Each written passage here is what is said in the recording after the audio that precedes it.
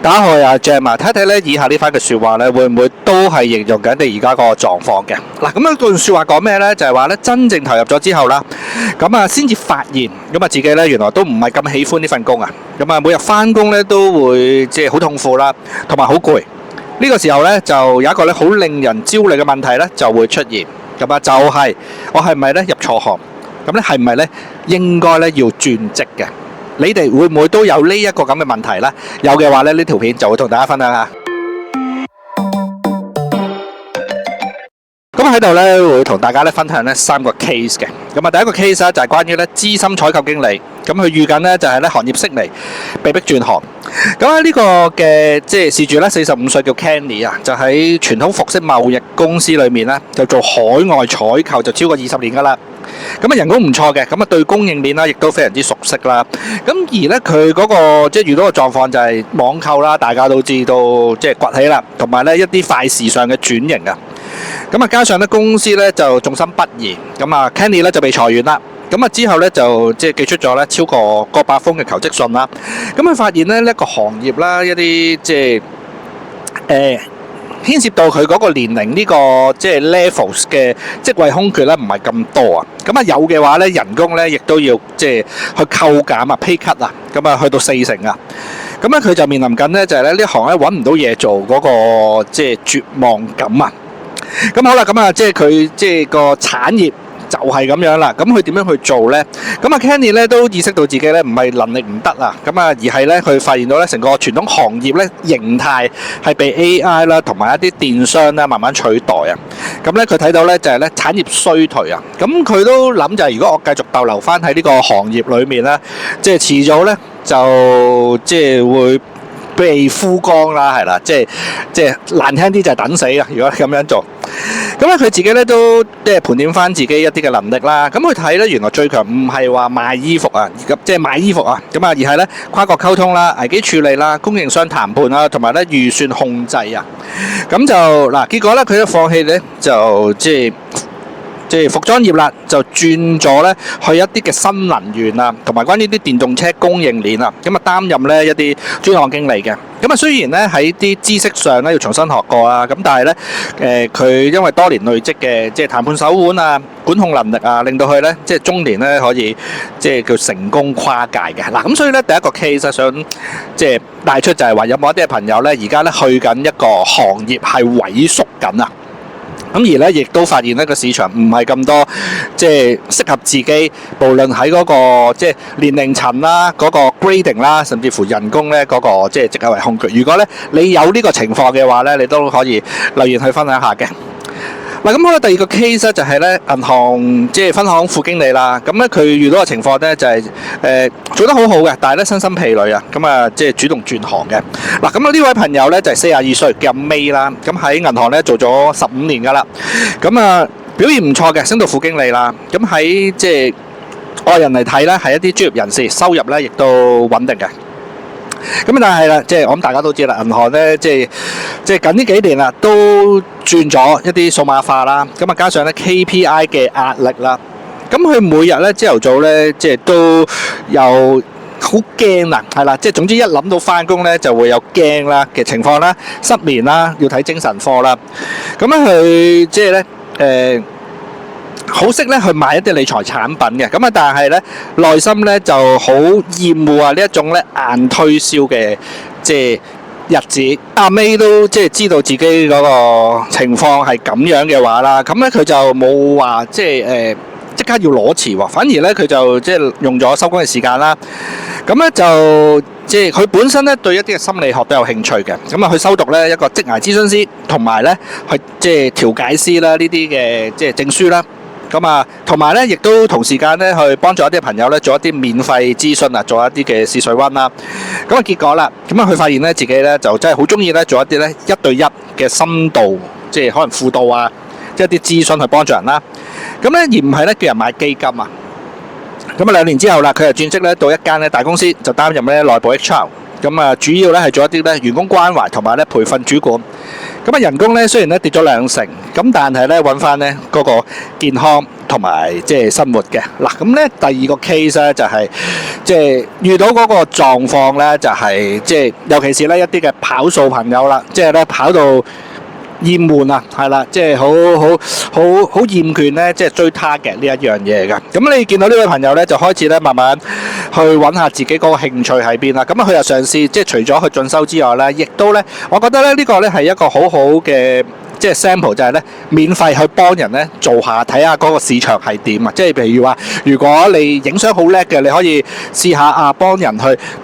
免費去影下相，睇下啊即係有冇 market 啊，或者可唔可以將呢一樣嘢變現到啦，係啦，又或者可能你啲即係可能剪片好叻嘅，會唔會去幫人剪下片啊，或者 digital 好叻嘅去試下做一啲即係叫做邊儲一啲 portfolio 之後，亦都咧可以咧即係試下水溫，睇下個市場對於你嗰個能力嗰個認受性係點咧，係啦。咁我覺得呢個咧亦都係即係其中一個啦，即係點樣可以成功轉型咧一個嘅方式嘅。嗱，咁好啦，最後一個 case 啊，就係咧48歲印刷廠廠長啊。咁咧佢又遇到咧即係一朝先嘅失敗，硬住咧就即係咧去轉行嘅。嗱，咁佢嗰個情況咧就係話咧佢大半世人咧都係咧喺一啲嘅傳統印刷業，咁啊從學徒啦做到廠長，咁啊工藝技術咧就頂尖啦，管理咧就幾十人嘅。咁但係咧就工廠結業啦，咁就即係咧喺而家即係個市場裏面咧，幾乎咧都冇同類嘅實體工廠營運啦。咁咧佢又有技術嘅，咁但係咧市場咧就完全唔需要呢一種嘅技能，咁啊陷入咗咧嚴重嘅中年失業焦慮啊。咁好啦，咁啊佢點樣去做咧？咁佢都知道咧嗰個即係情況咧，就係咧成個技術環境咧唔需要佢啊。咁啊同時間咧亦都知道咧年紀大啦，又唔似咧年輕人咁樣咧去讀翻個學位啊。咁所以咧佢就要即係行一啲咧體力啦、加管理啦，又或者咧即係服務轉型嘅。咁所以咧佢就即係放低啦一啲廠長嘅身段啦，咁啊利用咧自己咧對物料啦、倉儲啦、安全管理嘅經驗啦，咁咧就去考咧物業管理，咁咧同埋一啲咧物流安全嘅一啲嘅證書啊。咁啊而家咧就係一間咧大型屋苑裏面咧擔任物業管理嘅資深主管啦，咁啊負責咧工程維修同埋咧一啲即係保安調度，即係一啲嘅即係工作。咁咧其實咧呢一個 case 啊，比起第一個 case 咧更加嚴峻啊，因為咧佢做一個行業啦，已經咧踏入咗即係一啲夕陽嘅行業，或者可能去到咧萎縮，即係去到差唔多見底嗰個狀況。咁你諗下啦，如果你從事呢個行業即係10幾20年嘅，咁即係你去到嗰個產品或者服務咧都冇人需要嘅話，咁你有咩用咧？即係就正如我而家同你講，你做 call 機呢個行業嘅，咁你諗下你點樣揾到食啊？係啦，因為始終而家大部分嘅人都係用手提電話或者用智能電話嘅，咁啊你諗下，你仲話啊我整 call 機好叻嘅，咁有咩用咧？係咪？個市場都冇呢個咁嘅需要，係啦。咁所以呢一度咧，呢位朋友咧亦都成功嘅，都係揾翻自己有啲咩嘅優勢咧，從而咧去放大佢，以後即係去轉型嘅。咁咧呢3個 case 咧，想同大家分享咧，就係有啲中年朋友啦，如果真係想即係轉行啊，或者即係轉職嘅話啦，咁其實咧呢度都有一啲嘅啟示咧，俾大家啦，就係第一，就唔好咧換行咧不換職，咁啊就要咧換職不換行嘅。嗱，意思咧就係話，譬如睇翻第一個 case 阿 Kenny 啦，你見佢咧轉咗行業嘅，咁啊由服務業啦就去咗做即係電動車嗰啲啦，但係咧佢就冇換職能啊，即係咧都係做翻一啲即係專案管理啦。咁你好啦，你睇翻第3個 case 啊，廠長啦，佢咧就換咗行業嘅，印刷業啦就轉咗去物流，但係咧佢嗰個核心能力啦，就係咧即係以往可能做工廠管理，而家咧就變咗咧屋苑管理嘅。嗱，咁呢啲咧叫做咧平移能力。咁而咧中年人咧就唔好咧從零開始咧就即係當學徒啊。咁即係話咧，其實咧大家點都要咧去即係咧聯繫到你過往即係一啲嘅優勢啦，而去即係有一啲咧 skill transferable 嘅。因為始終如果你話咧完全進入一個新嘅行業，即係你知識嗰方面可能未必識啦，仲要係咧可能以往用個 skill set 咧完全唔一樣嘅話咧，基本上咧你其實咧即係嗰個即係戰鬥力咧，即係降到咧最低，甚至乎咧可能咧比 fresh grad 啦仲難揾工啊！咁所以咧呢度咧第一樣嘢咧俾翻大家就係話，如果你要即係轉行又好，轉咩都好啦，就係咧你點都要聯繫到你以往一啲無論經驗又好啦，或者一啲 skill set 又好啦，係啦，就唔好咧乜嘢咧都冇聯繫，而貿然咧去進入一個你完全咧好陌生嘅行業或者一個職位啦。咁好啦，第二點咧就係認清楚咧，就係咧時代拋棄你，同你嗰個能力無關啊。咁佢入面咧有番説話，我覺得講得幾好啊，就係話咧明知方向錯咧，仲要硬撐嘅話咧，呢一個咧係最大嘅風險啊。咁而咧中年咧揾唔到工作啦，即係通常咧唔係你唔夠好啊，而係咧你咧喺而家呢個池塘裏面咧係冇水啊。咁啊，勇敢咧承認呢一點嘅話咧，心理關口咧先至會放學。其實呢一點啦，咁啊近排咧都經常提及咧，就係咧一啲結構性改變，同埋咧你本身嗰個即係個人價值啦，其實咧係兩樣嘢嚟嘅。咁咧記住，結構性改變係你控制唔到，咁同你咧有冇價值咧係兩件事啊。咁啊切忌咧就捆綁埋一齊，係啦，就覺得啊即係結構性改變，我揾唔到工作等於我失敗，千祈唔好咁樣諗。咁啊大致上咧呢三個case 嘅分享啦，就去到呢度。咁我唔知道咧邊一個 case 裏面咧最能夠咧去形容到你而家嗰個狀況。咁啊歡迎咧你都可以咧留言去分享下嘅。咁好啦，咁去到呢部分咧就即係同大家分享下比較再實際啲啦，就係咧發現咗真係好似入錯行喎，即係你都有呢個諗法啦。咁點樣去評估咧去轉跑道一啲嘅時機咧？嗱，咁呢度咧就會比較係一啲實際啲嘅建議嘅，係啦，啲做法上嘅嘢啦。嗱，首先咧就係咧你要分辨咧就係工作唔適合啦，定係咧公司唔適合先。咁啊，因為好多人咧就誤以為咧自己咧唔適合某一個嘅產業，咁但係其實咧問題咧係出於咧公司嘅文化嘅。嗱，舉個例子啦，譬如阿小張就入咗間咧廣告公司啦，就擔任咧一啲企劃人員啦。咁每日加班咧就要去到夜晚10點啊。咁啊，主管啦個脾氣暴躁啦，客戶要求反覆啊，係啊，即係啲嘢成日朝令夕改啦。咁亦都開始啦，即係懷疑自己咧係咪咧唔適合做行銷呢個即係工作。咁啊後尾啦，佢又跳槽咗另外一間即係品牌公司啦，同樣咧都係做一啲咧企劃職務啊。咁啊工作流程完善啦，團隊氣氛良好啦，工作嘅內容咧亦都攞到嘅成就感嘅。咁咧就佢又發現啦，就係咧唔係自己咧唔適合做行銷啊，而係咧唔適合咧原本嘅公司啊。咁所以咧喺度即係轉職之前啦，大家咧就要去問下自己啦。咁啊究竟咧即係我係討厭咧工作內容啦，定係主管先？咁啊我討厭咧係個產業啦，定係公司制度先？咁啊換咗一間咧同產業嘅公司啦，會唔會有改善先？咁啊如果咧答案咧係會嘅話咧，咁咧就未必咧要去即係轉換跑道嘅嗱。咁所以咧大家即係要分清楚啦，因為我見到有一啲嘅朋友咧就係話可能咧喺嗰個行業做咗好多年啦，咁啊即係都見到好多一啲嘅人生百態，都即係咧係做到攰。係啦，即係可能呢啲係心態攰啊，定係話唔係喎？好似之前所講就係咧，去到而家個行業係一啲嘅夕行，即係夕陽行業啊。咁咧你點樣去努力都好啦，都係冇用嘅。咁你要分清楚究竟係即係個行業啊，定係話公司問題。嗱咁好啦，咁啊第二點咧就係咧工作裡面嘅痛苦咧係成長咧定係折磨。咁啊職場嘅成長咧就係即係通常都係伴隨住一啲嘅壓力嘅。咁啊，學習咧新技能嗰陣時咧，亦都會咧遇到一啲嘅即係挫敗啦。咁啊，譬如嘅，即係你做 sales 啊，成日咧都要去揾客。咁啊，即係可能咧，你一開始嗰陣時咧就被拒絕，即係10次、即係20次或者更多嘅次數咁樣啦。咁啊，呢一種咧唔舒服咧，即係一啲嘅成長痛啊，定係啲咩咧？嗱，咁咧你可以咧睇一睇，即係以下呢個狀況，就係咧工作1年以上啊，係咪即係仍然對呢一樣嘢冇興趣先？每日起身嘅會唔會感到好抗拒啊？咁啊長期失眠啦，或者情緒低落啦，咁啊對未來咧就睇唔到任何一啲嘅期待，咁啊定係話咧你可能咧已經咧唔係成長啦，而係消耗啊？咁如果咧喺個工作裏面咧正在持續咧去消磨緊你嗰個熱情同埋健康嘅話，咁啊就值得咧認真思考啦，係咪咧即係應該要改變方向啦？咁所以都係嘅，你話即係。成長有壓力，我認同嘅。咁但係如果呢個壓力呢係大到影響到一個身心靈嘅話，呢一個呢壓力咁其實已經咧超出咗你自己能夠承受嗰個即係情況之下。咁其實咧呢一啲嘅壓力呢，只會咧令到你即係更加會 burn out 啊。咁所以呢，你要分清楚究竟呢一啲壓力係一啲嘅助力啊，定係阻力呢？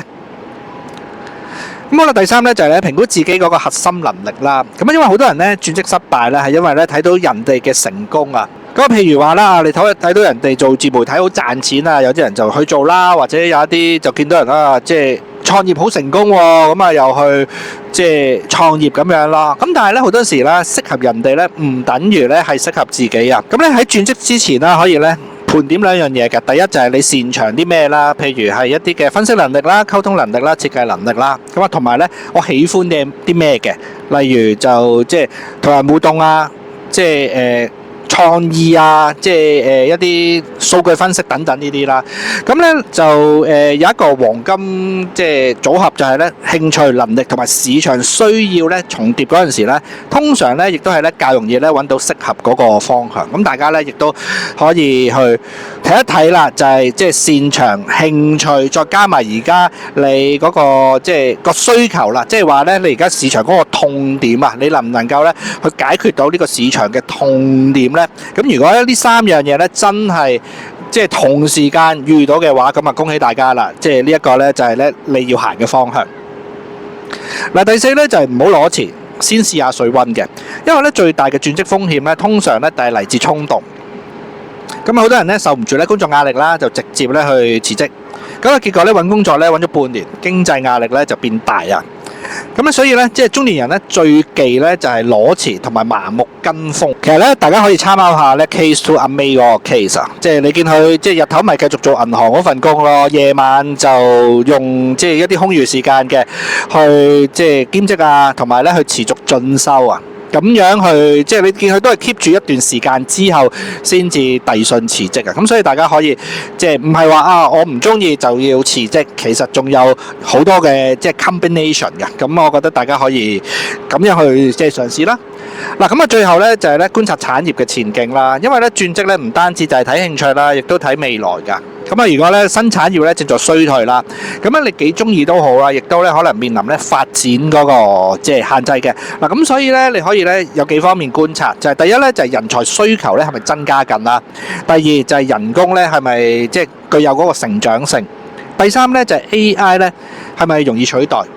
咁啊，第四就係未來咧5到10年啦，係咪仲有需求？咁而最後咧就係咧選擇具有發展性嘅產業啦，能夠咧降低轉職風險。咁啊，大家咧可以咧用呢5點咧就作為一個 checklist 啊，就睇一睇咧你而家做緊呢個行業究竟即係發展緊啦，定係即係衰落緊嘅。咁啊，同時間咧亦都睇一睇咧你有興趣嗰個行業。咁啊，即係照板煮碗一模一樣咧，都係可以睇翻究竟即係咪你想象中咁好咧，係咁好前景咧？嗱，咁啊最後啦就係想同大家咧分享一段嘅説話，咁我覺得佢即係寫得幾好啊！就係話咧，人生咧有時候咧最大嘅風險咧，唔係專門跑道啊，而係明知咧方向錯咗咧，都係因為害怕失敗啦，而一直咧走落去啊！咁啊，當你開始咧懷疑自己咧係咪入錯行嗰陣時咧，就不妨咧即係停下腳步，問一問自己，咁啊呢份工作咧係一啲嘅暫時辛苦啊，定係話咧真係唔適合先？咁如果答案咧係唔適合嘅話咧，咁咧轉職咧就唔代表係失敗，咁咧而係一種咧重新認識自己嘅過程啊。咁而咧真正嘅成熟職涯規劃啦，唔係咧永遠堅持第一個選擇，咁啊而係咧喺了解咗自己之後啦，咁啊勇敢咧朝住咧適合嘅方向前進啦。咁啊因為咧適合自己嘅道路咧走起上嚟咧，或者都會咧辛苦嘅。咁但係呢份嘅辛苦咧，會令到你咧睇到希望，而唔係咧只剩低疲累啊。我相信咧大部分嘅香港朋友咧，即係唔怕辛苦嘅。咁只不過咧就係咧辛苦得嚟咧值唔值得先。咁啊就好似咧臨尾嗰度咧，我即係我覺得佢講得幾好啊，就係咧即係你辛苦得嚟，但係咧你揾唔到希望嘅話咧，咁其實咧就好似你去到即係不斷行、不斷行，你最後咧只會係一條掘頭路啊。咁所以咧，如果你而家即係做緊間公司啦，或者個行業啦，都係咧睇唔到希望嘅話咧，咁我覺得咧真係咧重新要去再思考下，究竟你應唔應該咧仲喺呢條掘頭路裏面咧不斷咧去揾一條嘅新路咧，定係話即係斬纜啦，真係咧要轉換下一啲嘅公司同埋行業咧。咁呢個咧由翻大家即係去再即係動高床板去思考下啦。OK， 嗱咁啊大致上咧想同大家即係分享嘅嘢咧就差唔多啦。咁啊就住呢個題目，如果你哋有啲咩諗法或者有啲咩想分享嘅話啦，咁啊歡迎大家留言，可以一齊交流下。咁咧時間就去到呢度，我哋下條片再同大家見面，拜拜。